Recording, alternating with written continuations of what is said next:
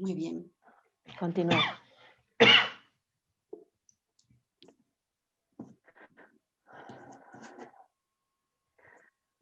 Pues buenas tardes, bienvenidos a esta nueva actividad de la Semana de la Ciencia. En este caso se trata de la tercera mesa redonda organizada por el Grupo de Trabajo de Psicología Coaching de la sección de Psicología del Trabajo del Colegio de la Psicología de Madrid. Para nosotros es un enorme orgullo y un honor, desde luego, poder participar por tercer año consecutivo en esta Semana de la Ciencia de la Comunidad de Madrid. Todos los años hemos, con nuestras actividades, intentado acercar a los ciudadanos qué es la psicología desde un punto de vista científico, cuáles son aquellas ideas que pueden ayudarnos en ese momento crítico, qué es lo que podemos aportar como profesionales de la psicología al bienestar de nuestra sociedad y, sobre todo, compartir de una manera más cercana nuestra labor y la psicología con todo el mundo. Pues esta Semana de la Ciencia va en torno a la diversidad y va en torno también a los efectos de la pandemia. Por eso habíamos pensado que uno de los aspectos que más nos podían interesar a todos era saber más sobre la resiliencia. Ya os contarán los compañeros en qué consiste la resiliencia, pero seguro que os ha llamado la atención la palabra y os ha llamado la atención el saber más de esa capacidad que tenemos las personas para afrontar las cosas y además salir con un aprendizaje nuevo, extraordinario de esas situaciones. Por ello, la mesa tiene unos ponentes extraordinarios. Son todos compañeros del grupo de psicología coaching, son todos psicólogos expertos en coaching que tratan de acercarnos este concepto, pero también no solamente explicarnos en qué consiste, sino ayudarnos a entender cómo poderlo desarrollar, cómo llevarlo a la práctica. Mi nombre es Isabel Aranda, yo soy la coordinadora de este grupo y tengo el honor de presentaros en primer lugar al caballero, a Luis Poveda. Vamos a ser primero los hombres.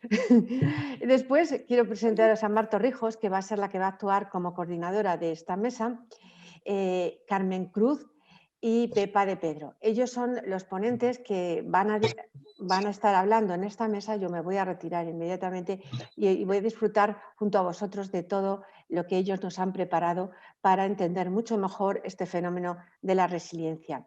Simplemente recordaros lo de los micrófonos, que parece que va entrando bien. Cerrar los micrófonos, por favor, cerrar los micrófonos, que si no nos enteramos de lo que pasa en vuestras casas. Y también pediros que al final de la actividad vamos a poneros en el chat el enlace de una encuesta que nos sirve para referenciar bueno, pues en qué medida os ha llegado esta mesa y os ha interesado. Os agradeceríamos vuestra valoración para poder también tener un feedback sobre ello. Muchas gracias y que lo disfrutéis y con ellos os dejo. Muchas gracias, Isabel. Pues primero de todo, también dar las gracias al Colegio de la Psicología de Madrid, que está organizando estas actividades tan interesantes con motivo de la Semana de la Ciencia. Y bueno, pues hoy tenemos la de la resiliencia y los recursos psicológicos que nosotros podemos tener para hacer frente a la adversidad.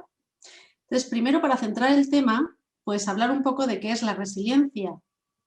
Es un término que estamos oyendo durante décadas, yo diría ahora, y muchos de los que estamos aquí somos psicólogos y para nosotros es muy, muy familiar. Lo escuchamos en ámbitos personales, de la salud y últimamente en la economía y en la política muchísimo. Entonces, el concepto de resiliencia, y vamos a recordar nuestros estudios, viene de la física. Es la capacidad de los cuerpos de resistir los impactos y volver a su forma inicial. Y luego, bueno, posteriormente pues ha sido adoptado por las ciencias sociales para describir la capacidad de una persona para sobreponerse a una situación adversa. Definiciones hay muchas, no hay una que sea la que debamos tomar. Si vamos a la Real Academia de la Lengua Española, la resiliencia se define como la capacidad humana de asumir con flexibilidad situaciones límite y de sobreponerse a ellas. Entonces, la pregunta que surge aquí es si todos tenemos resiliencia.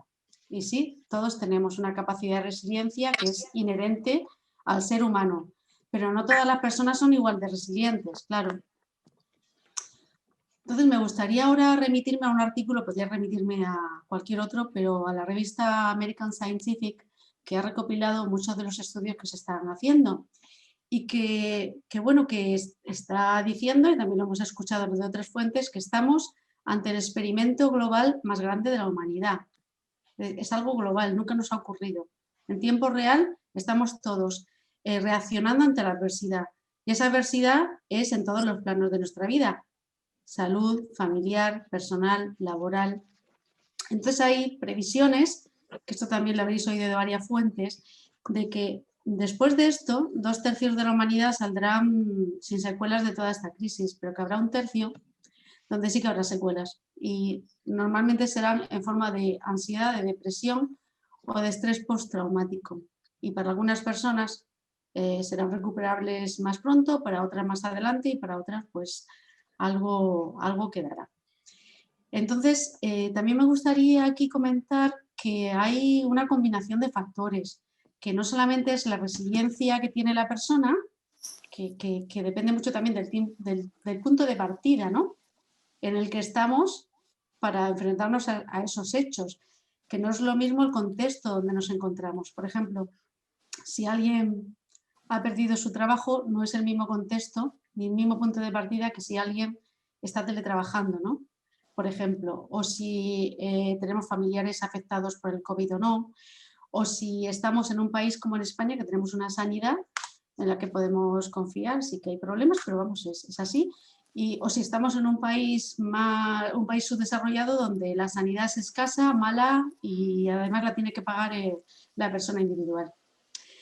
Pues dicho esto, así en general, para poner en contexto la resiliencia, vamos a ir ahora con más profundidad y Pepa, voy a empezar contigo, si te parece.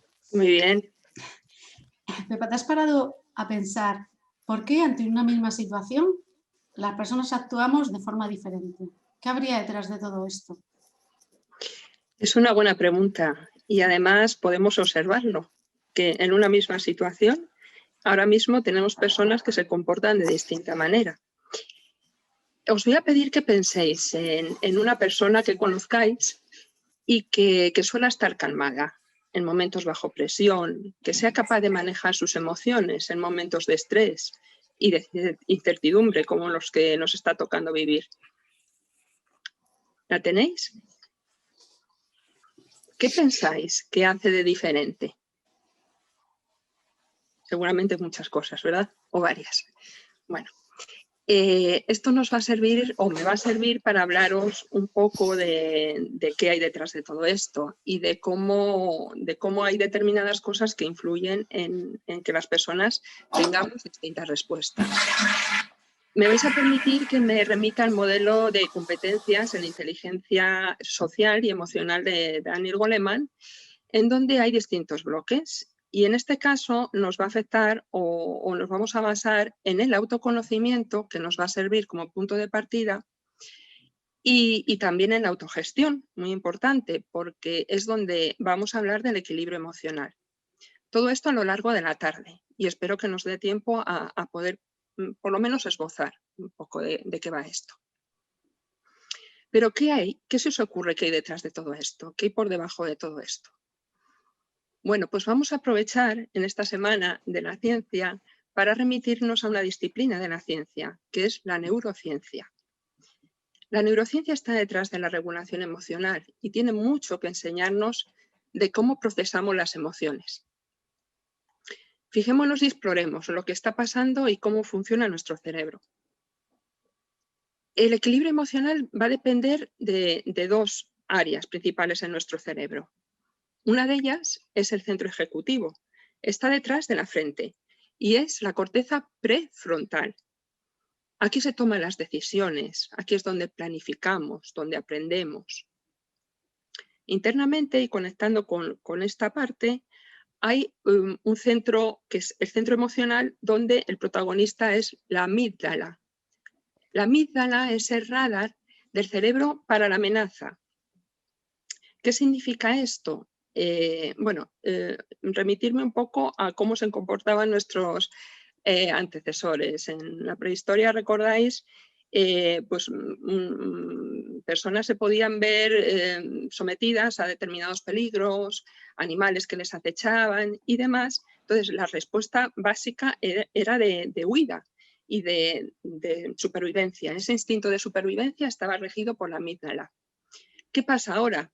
Pues que seguimos teniendo esa amenaza o ese instinto que responde ante amenazas. Lo que ocurre es que ahora las amenazas pueden ser también reales, pero muchas veces son lo que nos generamos y la expectativa que tenemos de determinadas cosas que suceden y las vemos como amenaza. Entonces, esta amígdala responde rápidamente ante ellas. Entonces, no dejamos actuar y no dejamos que llegue la respuesta como más racional. Es el secuestro de la amígdala en este caso y roba la activación de otras áreas cerebrales, haciendo que no lleguen a un nivel más superior. Diréis que ¿para qué nos sirve todo esto, verdad?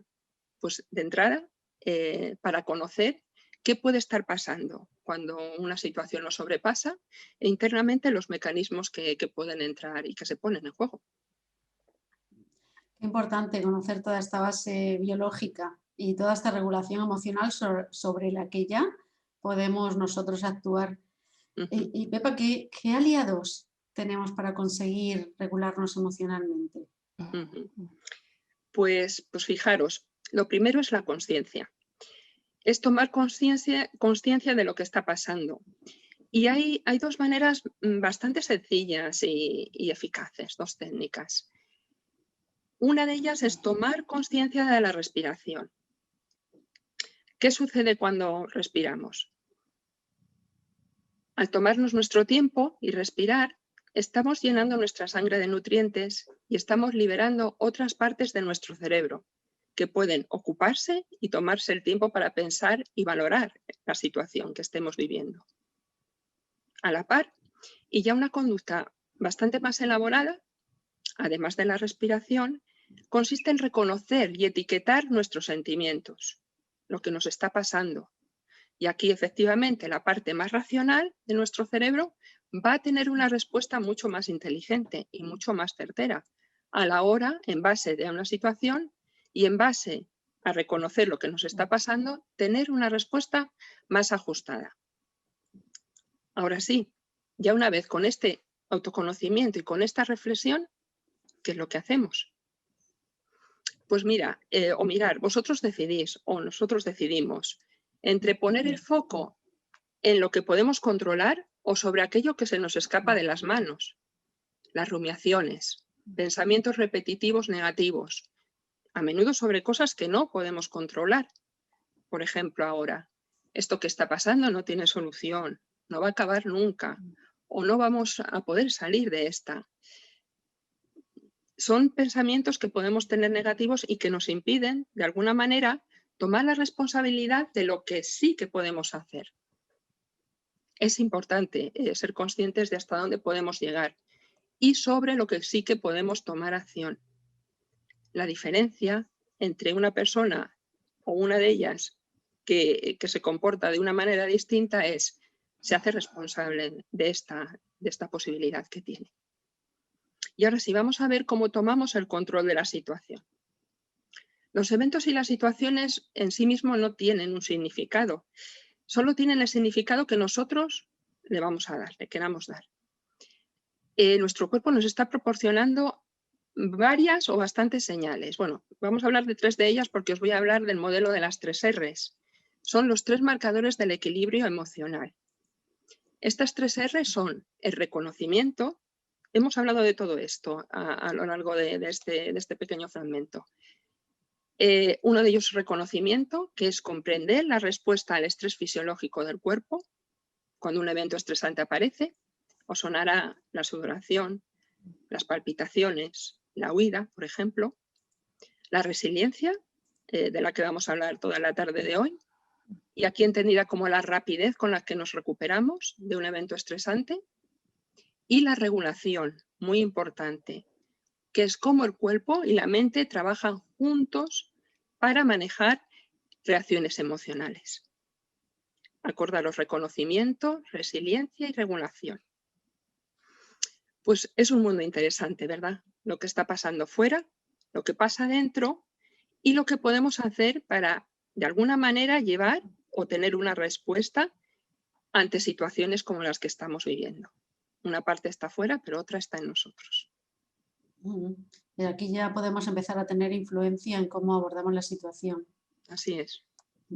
Antes de pasar a nuestra siguiente ponente, me gustaría deciros que va a haber un tiempo para preguntas al final y que si queréis podéis ir poniéndolas ya en el chat y a quién van dirigidas, ¿no? Por si se os ocurre ahora y luego no queréis esperar, luego nosotros vamos a ir mirando toda la relación del chat. Y seguimos, Carmen. Me gustaría preguntarte si puedes comentarnos qué es para ti lo más importante a la hora de desarrollar la resiliencia. Hola, hola a todos. Bueno, hay muchas cosas importantes, ¿no? En este momento, y siguiendo un poco lo que decía Pepa y retomando también tu pregunta de qué hace que unas personas sean más resilientes que otras, pues fijaros, hay una diferencia fundamental. Es verdad que ante el mismo hecho, unas personas reaccionan de una forma y otras reaccionan de otro muy diferente, ¿no? Entonces, si el hecho es el mismo, está claro que hay unas fortalezas internas que unas personas son capaces de tener en ese momento y afrontar la situación y están dentro de ellas, ¿no? Y en ese sentido hay un estudio muy curioso, ¿no? que os quería comentar, que precisamente lo hizo Elizabeth Blackburn, que le dieron el Premio Nobel de Medicina en 2019, y también Elisa Epel, que era una psicóloga sanitaria. Y ellas estaban estudiando la relación entre el estrés crónico y el envejecimiento, ¿no? Y evidentemente había una relación muy fuerte, ¿no? Las personas que están sufriendo un estrés crónico tienen un envejecimiento prematuro, medido a nivel celular. Fijaros, ellas estudiaban incluso cómo se acortaban los extremos de los cromosomas, porque eso es un biomarcador genético que nos dice cuántas veces más esa célula se va a poder seguir dividiendo, seguir reproduciendo y con eso mantener sanos los tejidos. Y evidentemente las personas que tenían un estrés crónico tenían ese marcador más acortado. Ellas, la población que tomaron de referencia, ¿no?, para estudiar esto, eran unas madres cuidadoras con hijos que tenían graves deficiencias bien físicas o bien psíquicas y que necesitaban cuidados muy exigentes, ¿no? Entonces, ya digo, demostraron esa relación, pero también vieron, y aquí está el hilo de esperanza, que no todas las madres estaban con ese envejecimiento celular prematuro, sino que había algunas madres que no lo estaban, algunas madres que de alguna manera eran resistentes al estrés. Y esto es lo que nos da la esperanza. Ellas estudiaron qué características diferentes tenían esas madres, ¿no?, que las hacían resistentes al estrés. Y una de ellas era, y esto tiene que ver con lo que comentaba Pepa, que son capaces de conectarse en una situación difícil, en una situación estresante, con una respuesta de reto, en vez de con una respuesta de amenaza. Con respuesta de reto quiero decir que son capaces de activar todos sus recursos para afrontar la situación de la mejor manera posible y no se dejaban llevar por la desesperanza de la respuesta de amenaza que nos hace desconectarnos, ¿no? Nos desconecta de nosotros mismos y de los demás para prepararnos ante el dolor, para sufrir lo menos posible. Sin embargo, con la respuesta de reto lo que haces es hacer acopio de todos tus recursos para afrontar la situación de la mejor manera posible, ¿no? Ellas de alguna forma encontraban sentido al trabajo que estaban haciendo, encontraban sentido a su día a día, se refugiaban en sus valores, sabían lo que les estaba aportando también hacer lo que estaban haciendo y vivían el día a día de una forma más conectada con ellas mismas y con los demás. Otra cosa muy interesante, que esto ya se ha visto en muchísimos estudios y también en este no se vio, el apoyo social. O sea, el tener redes de apoyo social es absolutamente fundamental, ¿no?, para hacer frente a una situación de la mejor manera posible. Es realmente la vacuna ante el estrés y lo que nos hace conectarnos y afrontar situaciones difíciles muchísimo mejor, ¿no?, tener apoyo social.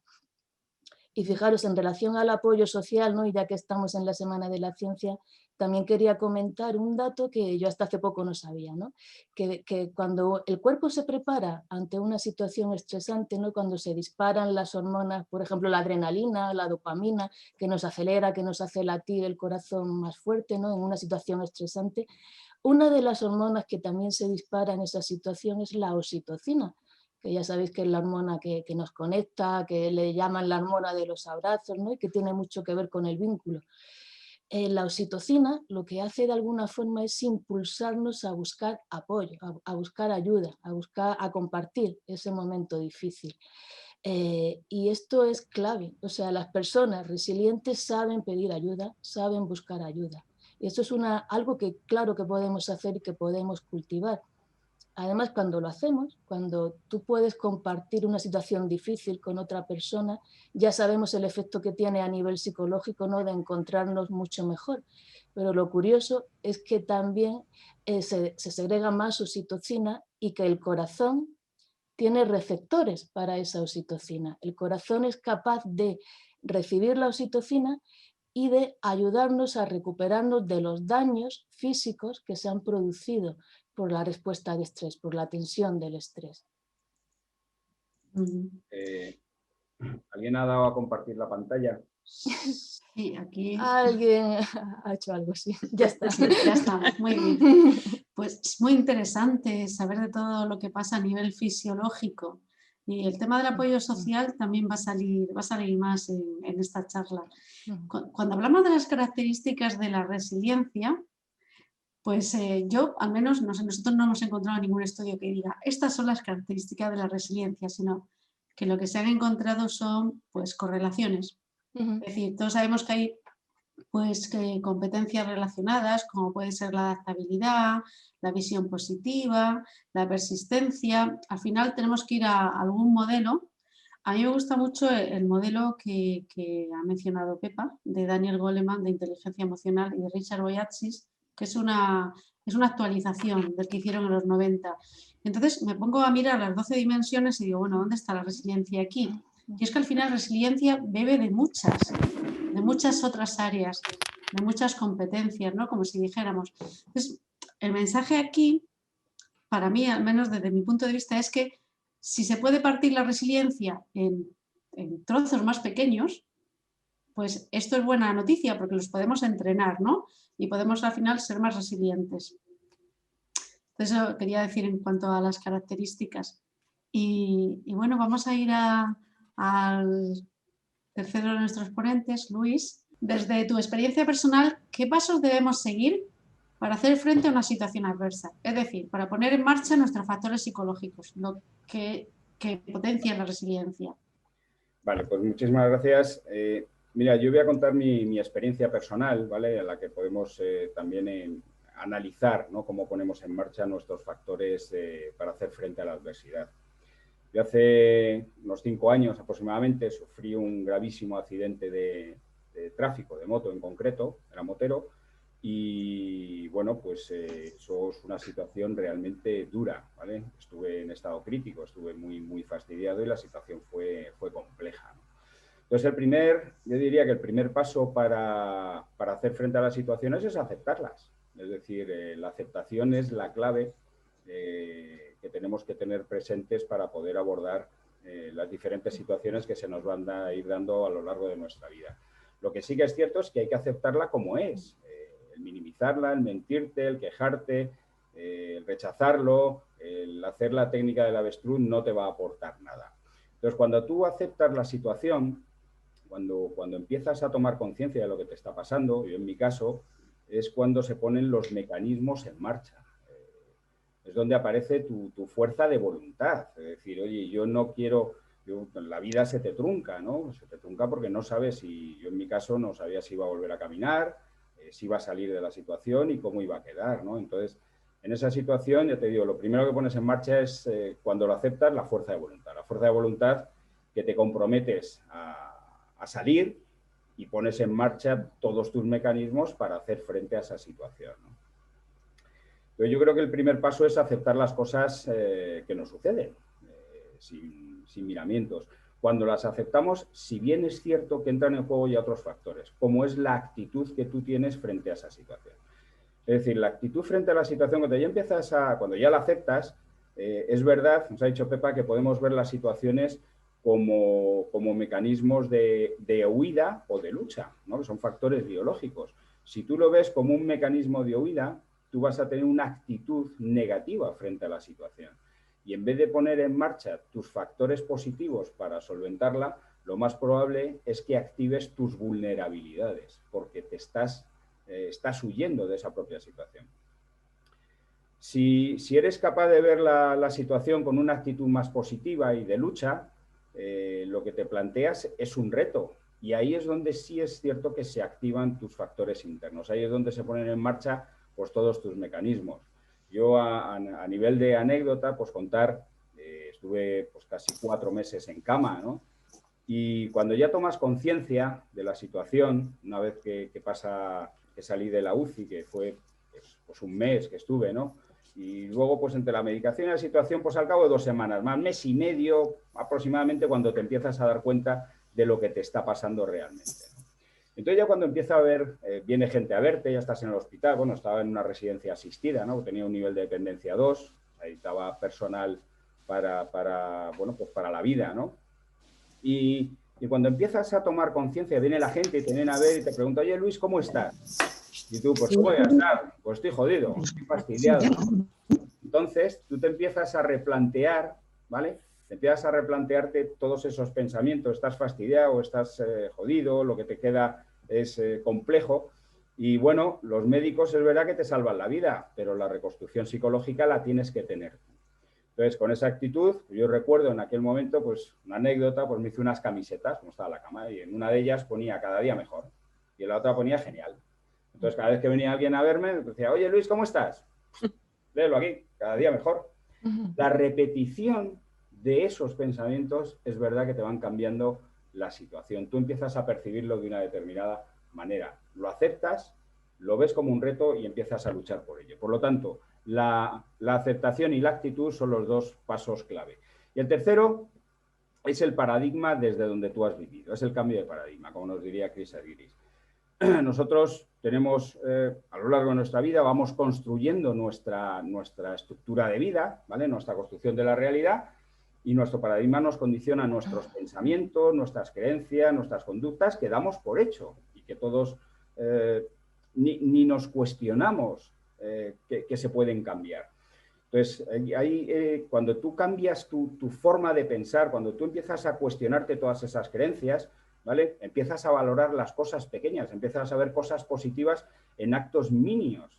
Recuerdo, por ejemplo, un acto mínimo que fue pues, casi al cabo de 3 meses, recibir mi primera ducha física, en una silla asistida, me transfirieron de la cama, yo no quería salir, pues mi estado de confort ahora era la cama, esa situación, y yo no quería salir de ahí, pero cuando te cae el agua, ese agua caliente, pues cosa que estoy convencido que todos y cada uno de nosotros pues no valoramos en el día a día, yo lloré de alegría, o sea, lloré porque la sensación de volver a cierta normalidad o estar en el camino correcto, vamos, te refuerza y te ayuda a seguir luchando, ¿no?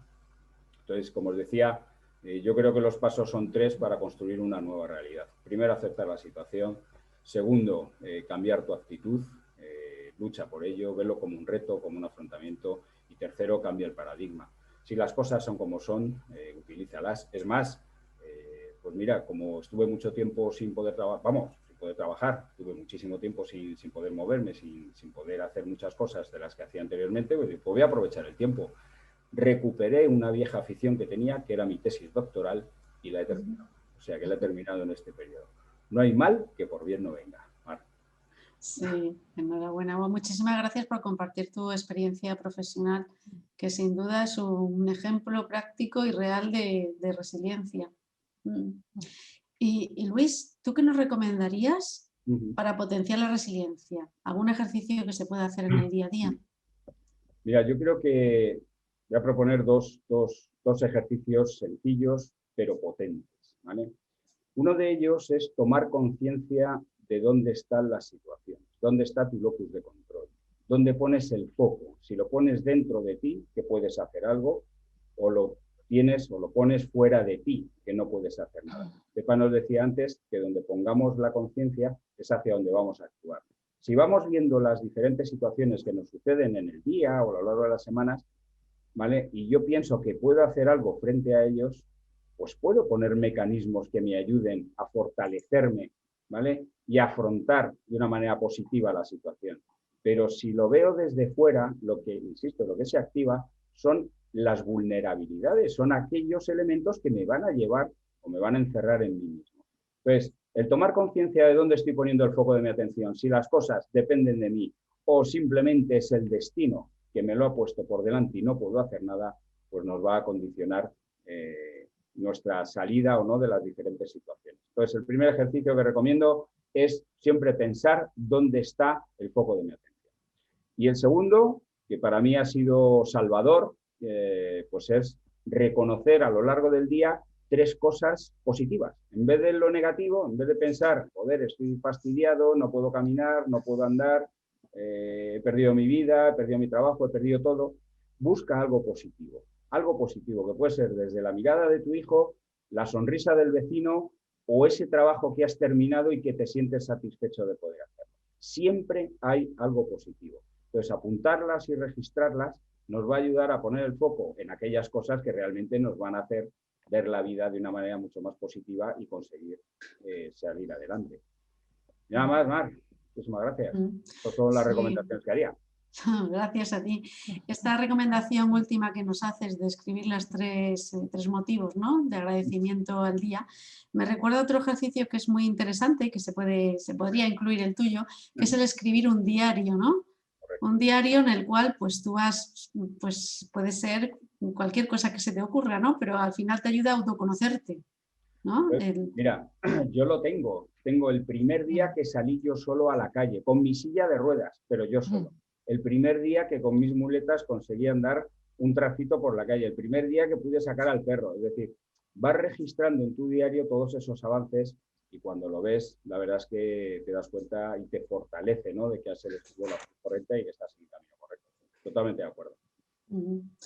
Pues muchas aportaciones hasta ahora y a mí me gustaría traer a la mesa un poco también la resiliencia en cuanto a lo profesional, a lo laboral. Entonces, es un tema complejo bajo mi punto de vista porque no solamente implica a la persona como trabajador o trabajadora, sino también a la organización y a los líderes de la organización. Está lo que tú puedes hacer y cómo tú puedes abordar todas esas situaciones adversas, pero luego está el contexto que tienes, ¿no? Ahí pues conecto con lo que yo decía al principio, que por una parte estás tú y tu resiliencia y por otra también tu contexto. Entonces, hoy en día, principalmente en el terreno laboral nos encontramos que hay mucha incertidumbre, que sí que ha habido pérdida de empleo y luego hay otras personas que están teletrabajando. Entonces, incertidumbre y necesidad de cambio, ya estábamos en eso. Todo esto del entorno VUCA, todo esto de que la transformación digital, que todas las empresas se apuntaban a ello, pero no sabían muy bien qué era, ¿no?, y qué implicaba. Entonces, lo que ha ocurrido con el COVID es que ha llevado todo esto al extremo y en algunos ámbitos como el teletrabajo, pues nos hemos adelantado 5 o 10 años. Porque ¿quién iba a imaginar hace unos meses que íbamos a estar donde estamos? Y mira dónde estamos. Entonces, ¿qué es lo que ha pasado? Pues que para muchos la vida personal y la vida laboral pues se han mezclado. Y bueno, se ve que las empresas están viendo que la productividad está siendo la misma, pero ¿a costa de qué? A costa de una media de 3 horas más, ¿no? Porque por una parte está la tecnología, pero por otra todas las demandas que tenemos en casa y una serie de cosas que están haciendo que todo esto sea muy complicado. También nos hemos acercado, todo tiene sus ventajas, ¿no? Y nos hemos pues acercado más geográficamente, pero también a costa de flexibilizar los horarios. Entonces, todo esto al final puede llevar a un cansancio a largo plazo, ansiedad e incluso pues al estar quemado, ¿no? Y luego por otra parte es que estamos hiperconectados. O sea, todo es Zoom, la Zoom manía, ¿no?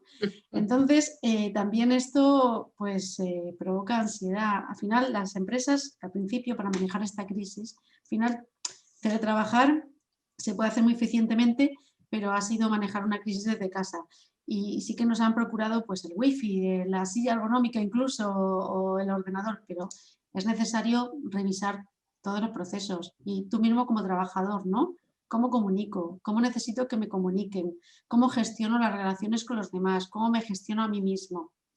Entonces, aquí vuelvo a lo que habéis comentado de que es muy importante desarrollar el autoconocimiento. O sea, dejar espacios para pensar y reflexionar cómo soy yo como trabajador o trabajadora, ¿no? como líder o como seguidor, como la persona que está liderando el equipo, como parte del equipo. ¿Cuáles son mis fortalezas y en cuáles necesito enfocarme? Y esto igual, punto de partida va a ser diferente para los que ya hacían esta reflexión que para los que empiezan a hacerla, pero no pasa nada, se puede empezar siempre, nunca es tarde para nada. Y luego, pues si tú solo no sabes, pues lo que hemos dicho, ¿no? Tengo que analizar, reflexionar y tomar acciones. ¿No puedo yo solo? Pues busco ayuda, acudo a mis grupos de apoyo, ¿no? Puedo pedir feedback, puedo pedir sugerencias de otros, es decir, que todo esto también va a fortalecer la resiliencia. Y otra cosa que me gustaría añadir, que más que un recurso psicológico es un recurso práctico. Es que más que nunca la gestión del tiempo y la organización de nuestro día es muy importante. Que creo que tenemos que cuestionarnos si cada reunión de Zoom es necesaria y si cada reunión de Zoom necesita 1 hora, porque por defecto nos lo pone el sistema.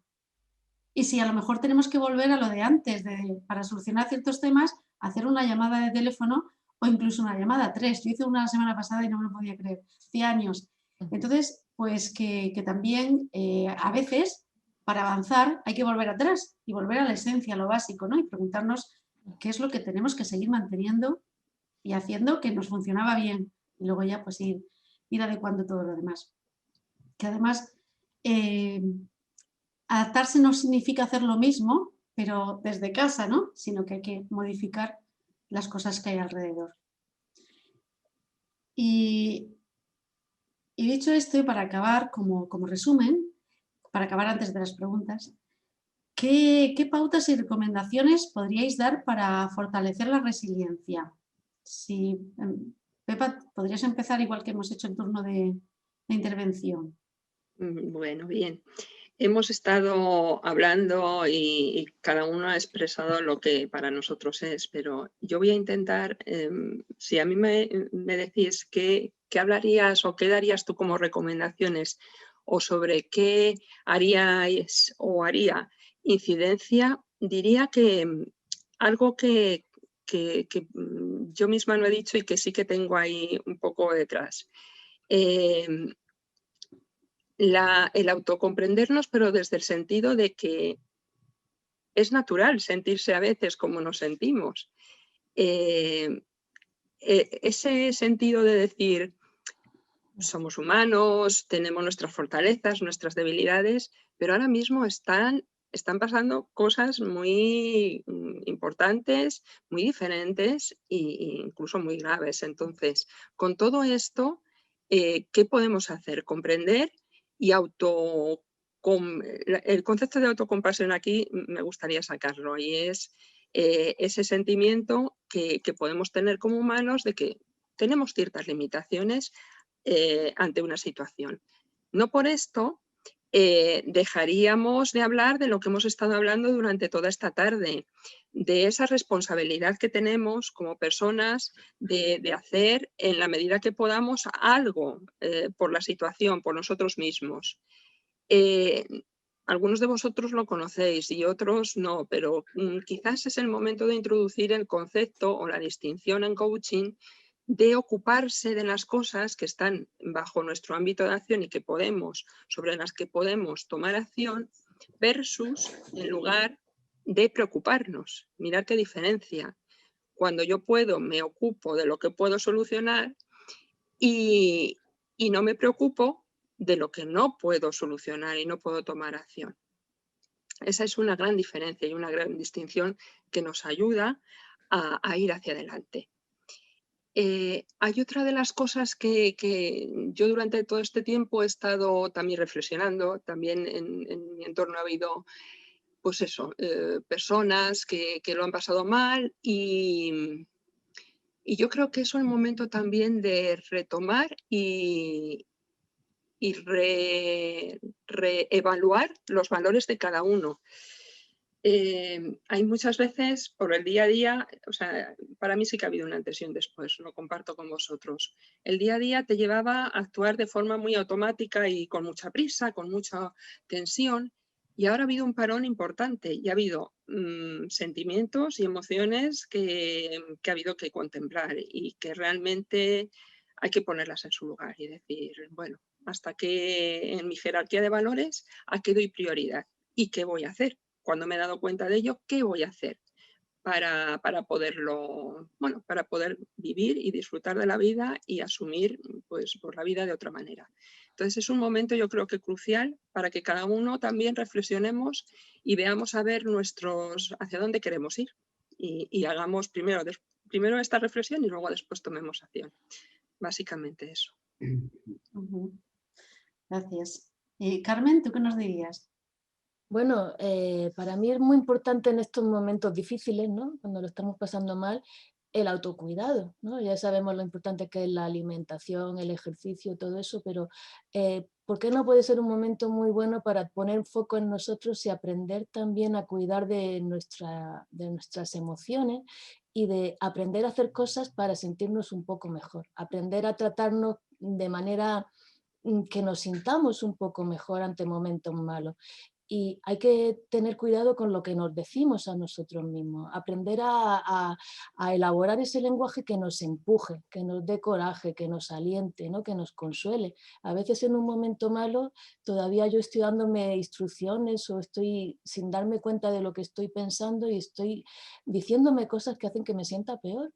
O sea, ¿por qué no? Si lo estoy pasando mal, como si pudiera hablarle a otra persona, ¿qué le diría? ¿No? ¿Qué le dirías a una persona que lo está pasando mal? Y aprender a decirte eso a ti mismo, porque eso puede hacer una gran diferencia muy grande en cómo afrontas esa situación. Y otra cosa que he aprendido sobre todo con las personas con las que trabajo, con las que acompaño, es lo importante que es fijarse metas, ¿no? Y a veces no irse tanto al futuro cuando estoy ansioso, sino estar en el presente, ¿no? Una clienta me decía, un día a la vez, ¿no? Tenía muchas cosas en la cabeza y digo, esto me lo quedo para mí, un día a la vez, es verdad, cuando lo estás pasando mal, pues ponte metas cortitas, ¿no? De un día, 2 días y paso a paso. En cuanto uno empieza a hacer cosas por cuidarse, por sacar ese día bien, pues vas cambiando de estado. A veces los más difíciles son esos primeros pasos y aunque sean pequeños pueden ser muy importantes. Y Luis, para ti, ¿cuáles son las pautas y recomendaciones que nos dirías? Pues yo voy a retomar un poco las palabras de Carmen. Mira, he aprendido una cosa, que si frente a una situación no puedes hacer nada, ¿para qué te vas a preocupar? Y si puedes hacer algo, ¿para qué te vas a preocupar? Entonces, no te preocupes de las situaciones, ponte en marcha, ponte en camino, haz, ¿vale? Yo creo que el caminar y las situaciones adversas se dan a lo largo de toda nuestra vida, forma parte de la propia vida. Vivir es vivir, por lo tanto, lo bueno y lo malo es cómo interpretamos todas y cada una de las situaciones. Si lo vamos a ver como amenazas o lo vamos a ver como reto. Eso depende de cada uno de nosotros. Yo lo que sí que sé es que nunca sabes lo fuerte que eres hasta que ser fuerte es tu única opción. Ahí es donde está toda la magia. Y está dentro de todos y cada uno de nosotros. Nada. Gracias, Luis.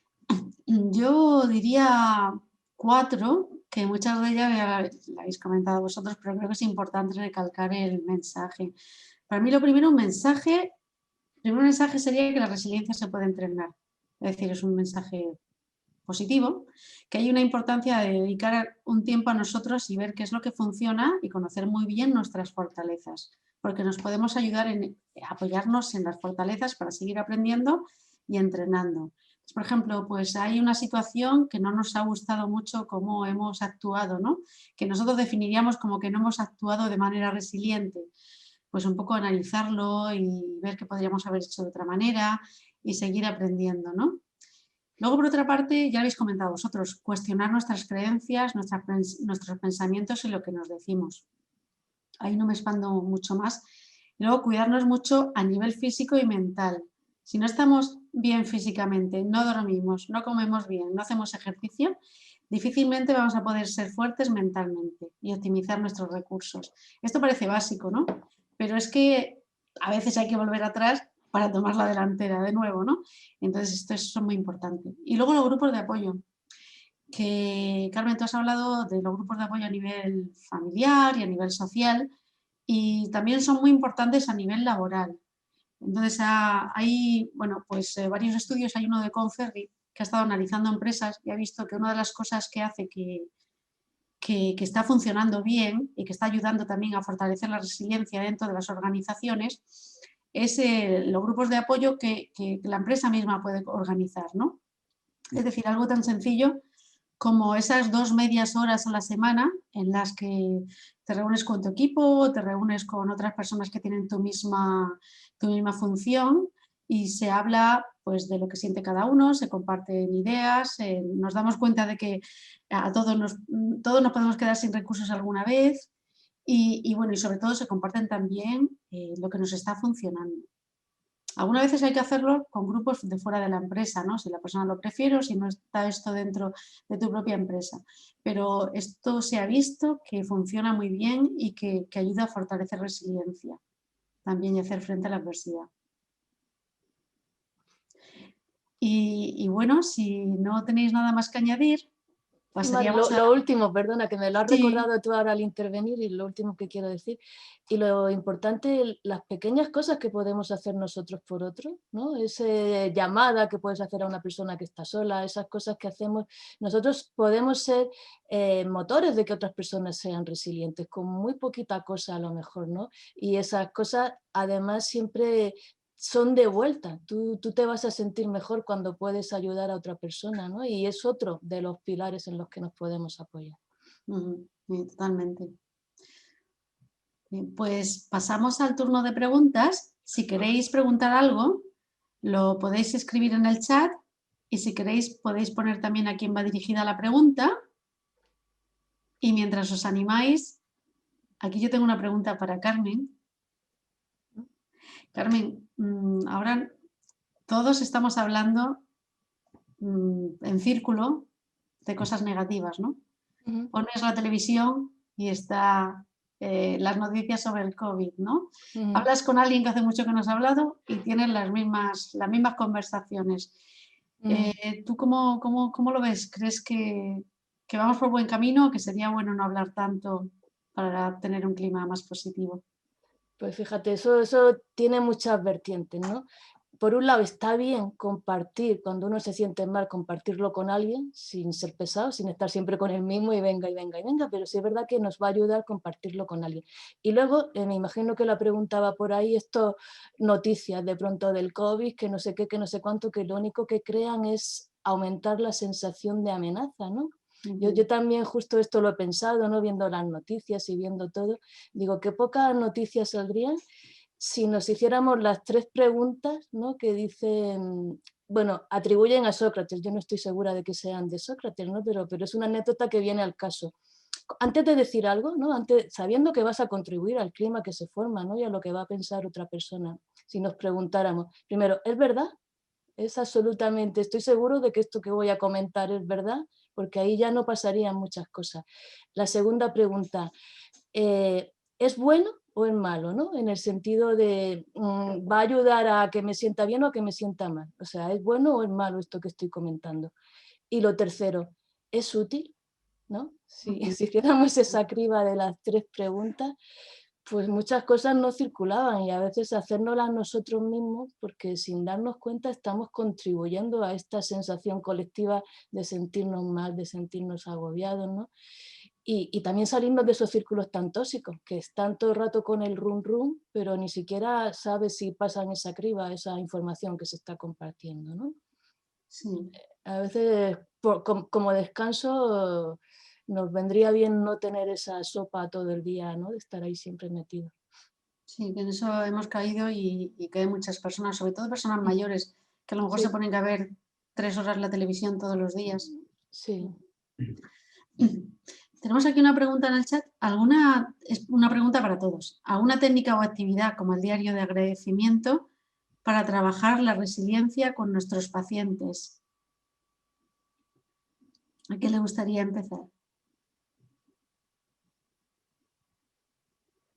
Bueno, yo os diría, en base a lo que hemos visto, que biológicamente también nos condiciona el cómo nuestro cerebro va procesando la información, que sería muy interesante el poder parar y poder hacer ejercicios de respiración que ayuden a nuestra mente a liberarse de esos pensamientos negativos.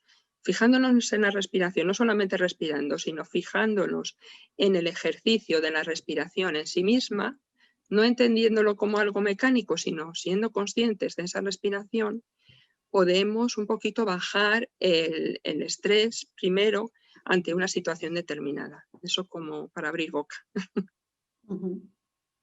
Sí, yo otro ejercicio que me encanta, ¿no? Por compartir también uno, y hablando de lo importante que es saber tratarnos bien a nosotros mismos. Al fin y al cabo, estamos ante un momento de sufrimiento, ¿no? De estar pensando a veces en que yo puedo enfermar, que me puedo perder el trabajo, que tal y cual, ¿no? Para aprender a hablarnos bien, a veces a mí me gusta usar también la carta que te haría un amigo, ¿no? ¿Qué te diría a ti mismo, ¿no? ¿Qué te dirías si alguien que te quiere mucho y que fuera tu amigo y que quiere empujarte, que quiere consolarte, que quiere darte aliento, ¿no? Entonces, escribirte tú mismo esa carta, ¿no? Porque te vas a decir cosas que te van, o sea, que es como ejercicio, te va a dar coraje para afrontar tu día a día. Esa carta de ánimo, ¿no? Escribirla puede ser un ejercicio potente, ¿no? Y luego tenerlo ahí para leerlo en algunos momentos. Yo por cerrar también la parte de las técnicas o de los ejercicios, una que sí que he trabajado mucho en mi etapa de reconstrucción, por decirlo de alguna manera, era ponerme en el peor lugar que pudiera encontrar. Es decir, la muerte me rondó, pero ya no. Entonces, a partir de ahí, ¿cuál es lo otro peor que me puede pasar? Vale, que no vuelva a andar nunca más, que quede siempre en una cama. Bien, vale.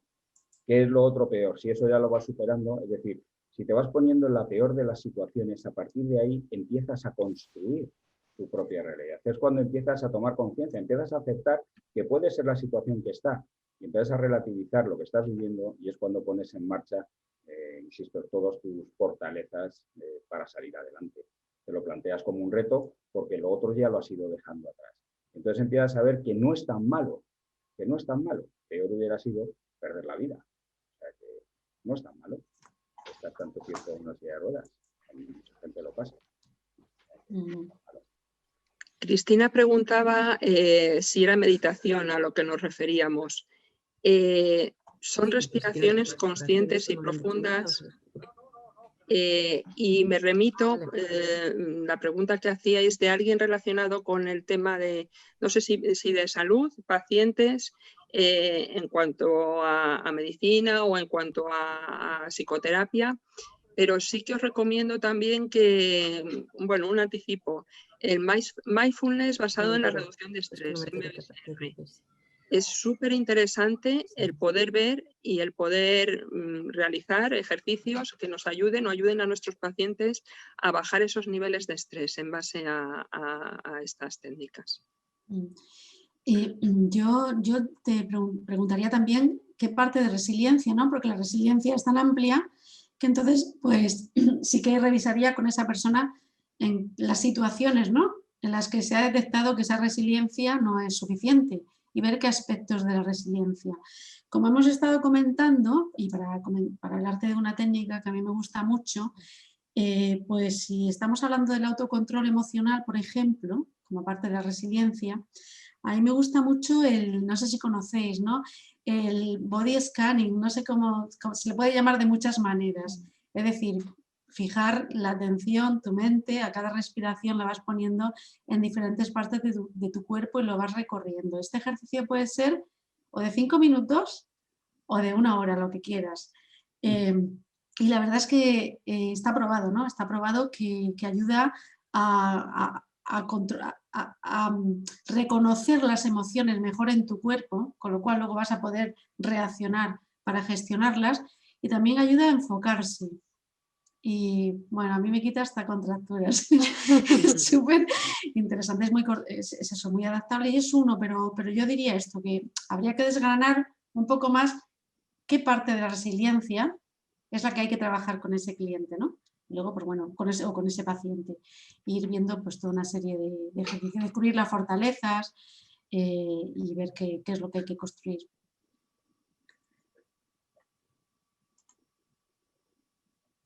Luego, Luis, aquí hay una pregunta que tengo yo, que es el optimismo como forma que tenemos de interpretar lo que sucede. El optimismo nos puede ayudar para solventar la situación de COVID en la que estamos. Yo creo que el optimismo realista, ¿vale? No el optimismo ilusorio. Yo creo que el optimismo es uno de los factores clave para poner en marcha nuestros recursos internos. Es decir, si tú te centras en lo negativo de las diferentes situaciones, te focalizas en la queja, te focalizas en aquellos aspectos que no tienes control. Pero cuando pones el foco en los aspectos positivos, vas tomando conciencia de tus potencialidades, vas tomando conciencia de tus propios recursos, ¿no? Fíjate, yo explicaba el otro día una máxima de ¿por qué los niños pequeños aprenden a andar? ¿Por qué los niños, cuántas veces se caen antes de caminar bien un niño pequeño? Pues se cae una y otra hasta que llega a la n+1. Y yo creo que el concepto es que nadie les dice que dejen de hacerlo. Porque si los padres dijéramos a nuestros hijos, deja de andar, pues ninguno andaríamos, ¿no? No te vuelvas a caer más. Entonces, ese levantarte, ese sobreponerte, viene con nosotros. Yo creo que es innato al ser humano. Y la pregunta que me haría es, ¿estamos dispuestos a perder la vida o a perder nuestra calidad de vida por quedarnos en la comodidad de la vida que tenemos en un momento determinado, por quedarnos anclados en nuestras zonas de confort? ¿Estamos dispuestos a hacer frente a lo que nos trae la vida por no salir de nuestra zona de confort? Yo creo que esa sería la pregunta que deberíamos de hacernos, porque en muchas ocasiones a lo que nos negamos, o lo que podemos encajar como una negación, es que hemos perdido algo que ya teníamos, pero tenemos algo nuevo, tenemos un nuevo camino por recorrer, ¿no? Y ahí es donde el optimismo pues, va a entrar en marcha, ¿no? Es decir, que veamos las cosas de una manera realista, que aceptemos la realidad como es y que nos pongamos a trabajar para salir adelante. Creo que todos podemos hacerlo. Si bien es cierto que unos con mayor soltura, mayor individualidad o mayor independencia y otras personas pues necesitan cierto apoyo. Pero los recursos todos los tenemos. Yo creo que son innatos porque estamos vivos. Si no, ya hubiéramos desaparecido como especie. O sea, que son totalmente adaptativos. Sí, hay una pregunta que me hacen a mí para repetir el nombre de la técnica de respiración. Es que, bueno, yo lo he aprendido fuera, body scanning, yo supongo, vale, body scan, ya lo han puesto ahí. La utilizo mucho con mis clientes de coaching o con mis pacientes también de psicología. Entonces, pues te ayuda mucho también a mantener, a conseguir una estabilidad emocional. Algunas personas lo utilizan también para dormir, cuando se despiertan a medianoche y están intranquilos, pues también para dormir. Sí, body scan es de mindfulness, sí, eso es. Gracias. Y bueno, Luis, también me gustaría preguntarte si nos puedes comentar con detalle la importancia de darse cuenta desde la perspectiva que actúas y piensas para hacer frente a la adversidad.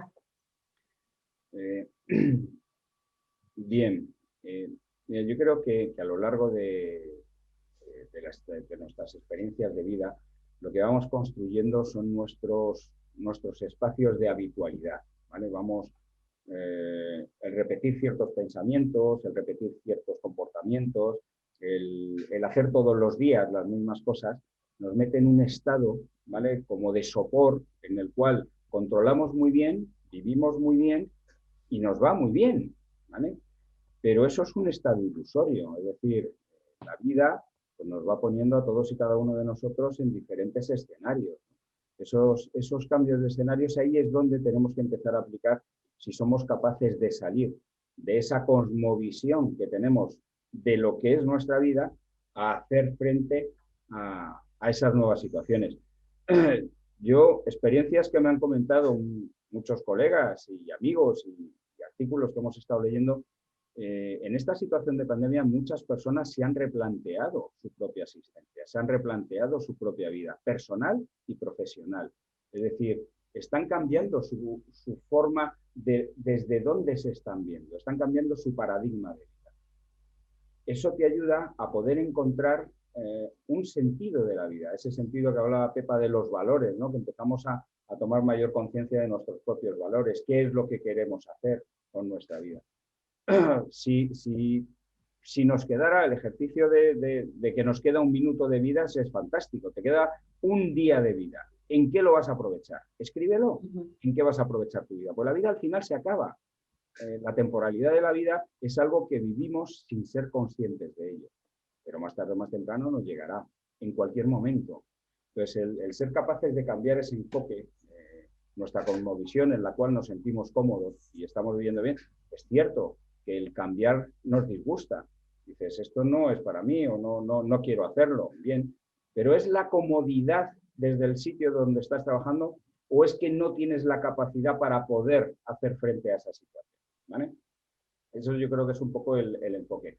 Cambiar nuestro paradigma nos va a ayudar a ver la vida desde otra perspectiva, como si fuéramos un elemento externo, como otra persona distinta, y eso nos va a ayudar a hacer frente a la situación, está claro. Sí. Una de las cosas que estaba yo ahora pensando es que estamos viendo a ver qué recursos psicológicos tenemos nosotros para mejorar nuestra resiliencia, para fortalecerla. Y luego también otra pregunta podría ser cómo podemos nosotros, por ejemplo, estoy pensando ahora en el entorno laboral, ayudar a otros a mejorar su resiliencia, ¿no? O cómo todos juntos podemos ayudarnos para mejorar la resiliencia. Y me estoy acordando de una situación que ocurre ahora en las empresas. Y es que estamos 5 generaciones trabajando juntos, ¿no? Entonces, aquí se podría pensar que los que mejor se van a adaptar y lo más rápidamente se van a adaptar son los más jóvenes, pero no tiene por qué ser así necesariamente. Muchas personas más mayores tienen muchas competencias digitales, pero aparte, y lo estuvo hablando además Isabel Aranda ayer en la ponencia que hubo de la Semana de la Ciencia, pues conforme vamos teniendo más años, tenemos más experiencia y nuestras habilidades, inteligencia emocional y resiliencia incluidas, pues en general son mayores, ¿no? Igual que muchos jóvenes pueden también tenerlas, ¿no? Pero en general esto es lo que ocurre. Entonces, es una manera de aprovechar no solamente en el entorno laboral, sino siempre pues, que haya personas de diferentes edades o diferentes procedencias, que haya una diversidad y que entre todos nos estemos apoyando unos a los otros y enseñando y compartiendo lo que podemos ofrecer a los demás. O sea, sería como si dijéramos un apoyo social, pero proactivo, ¿no? O sea, pensar no solamente me puedo apoyar en estos círculos que tengo, pero también yo, como proactivamente, cómo hago que todo eso funcione. Es una reflexión que me ha venido ahora. Aquí hay una pregunta si podemos recomendar algún libro o artículo interesante sobre resiliencia. Yo hay uno que he leído últimamente que me parece maravilloso, ¿vale? Que se llama Imposibles. Es Álvaro, no recuerdo ahora, es un chaval joven. Él es skateboard, tuvo una lesión medular, se ha quedado en silla de ruedas y describe su experiencia de construcción fantástico. El proceso de superación, os lo recomiendo, se llama Imposibles. Creo que es ahora mismo una lectura, además ha salido hace poquito, una lectura muy, muy recomendable para este tema. No sé si alguien quiere proponer algún otro libro más. Yo, referente al estudio que he estado comentando de cómo esos factores, ¿no?, de esas madres resistentes al estrés, resilientes, no es exactamente sobre resiliencia nada más, pero sí que da muchas cosas interesantes. Se llama La solución de los telómeros. Bueno, y es de Elizabeth Blackburn y Elisa Epel. Epel se escribe E-P-P-E-L. Y Blackburn, sé que lo primero es black como negro y el burr, tengo mis dudas ahora mismo, no lo tengo aquí escrito para escribirlo bien. Sí, El hombre en busca de sentido pone por ahí, claro, ese es un libro maravilloso también, ¿no? De la experiencia personal, además de Víctor Frank. Sí. Sí. Yo tengo algunos, pero están en inglés, ahora mismo no lo tengo, pero si quieres ponerme tu correo electrónico, luego te lo puedo enviar.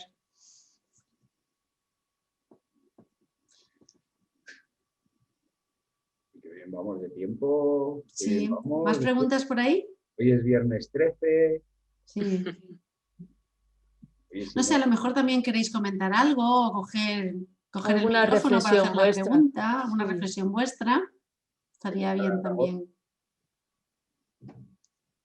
Voy a cogerme. ¿Alguien quiere compartir algo con respecto a este tema?